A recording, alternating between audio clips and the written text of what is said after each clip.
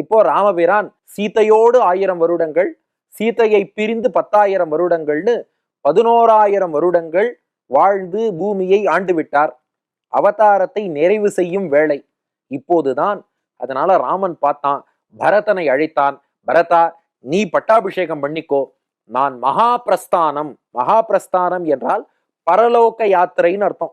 வசிஷ்டர் சொன்னார், ராமா, நீ பாட்டுக்கு பரலோக யாத்திரைன்னு ஒரு வார்த்தை சொல்லிட்ட. இத கேள்விப்பட்டதும் பார், ஊர் மக்கள் அத்தனை பேரும் உன்னை தேடி வந்து நிற்கிறார்கள். ராமன் வந்து பார்த்தான், மக்கள் எல்லோரும் வந்து நிற்கிறார்கள். என்ன விஷயம்னு கேட்டான். அவ சொன்னாளாம், கச்சந்தம் அனுகச்சாமஹ யத்ர ராம கமிஷ்யசி ஏஷான பரமா பிரீத்திகி ஏஷன பரமோவரஹா.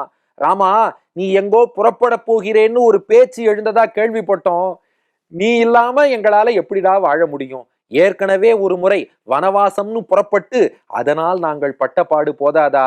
இனி நீ எங்கோ செல்கிறாய் என்றால் எங்களால் பிரிந்திருக்க முடியாது. உன்னோடு வர விரும்புகிறோம் என்று சொன்னார்கள்.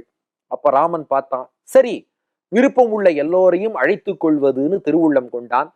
குஷனுக்கு குஷாவதி என்ற நகரத்தை நிர்மாணம் பண்ணி அந்த குஷாவதியை குஷன் ஆட்சி செய்யும்படி பண்ணினான்.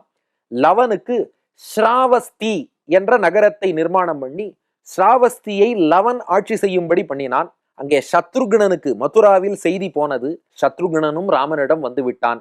அப்போ பரதன் தயாராயாச்சு, சத்ருக்னன் தயாராயாச்சு. வசிஷ்டர் வந்து மக்கள் எல்லாரும் கூட வருவார்கள் என்று அவர் சொல்லிவிட்டார். அதன் பின் சுக்ரீவன் வந்துட்டான். அங்கதனுக்கு பட்டாபிஷேகம் செய்து வைத்து விட்டு சுக்ரீவன் ராமனோடு வருகிறேன் என்று வந்தான். விபீஷணா, நம் குலதெய்வமான ரங்கநாதனுக்கு தினந்தோறும் இரவில் நீதாண்டா திருவாராதனம் பண்ணணும். அதனால் பூமியில் மக்கள் எவ்வளவு காலம் வாழ்வார்களோ அதுவரை நீ வாழு. விபீஷணனை பூமியில் இருக்க சொன்னான். அடுத்து ஹனுமான், ஹனுமானிடம் ராமன் சொல்கிறான், அவரும் வர விருப்பம் இல்லைன்ட்டார். இந்த பூமியில் ராம சரித்திரம் என்று வரை இருக்கிறதோ அன்று வரை நீ பூமியிலே இருப்பாய். அப்ப இவரும் பிரளயம் வரை ராம நாமம் ஒலிக்கும் வரை ராமாயணம் கேட்டு இருன்னு. இப்போ விபீஷணன் ஹனுமான் பிரளயம் வரை. ஜாம்பவான் மைந்தன் த்விவிதன். ஜாம்பவான் கரடி அரசர், அவருக்கு பிரம்மா வரம் கொடுத்தார் கலியுகம் வரைக்கும் ஆயுள்னு.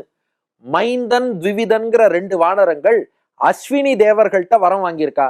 அதனால நீங்கள் கலியுகம் வரை பூமியில் இருங்கள்னு சொல்லி 5 பேருக்கு மட்டும் ஸ்தாபனம் பூமியில இருக்க சொல்லிட்டு மிச்சம் உள்ள எல்லாரையும் அழைத்து கொண்டான்.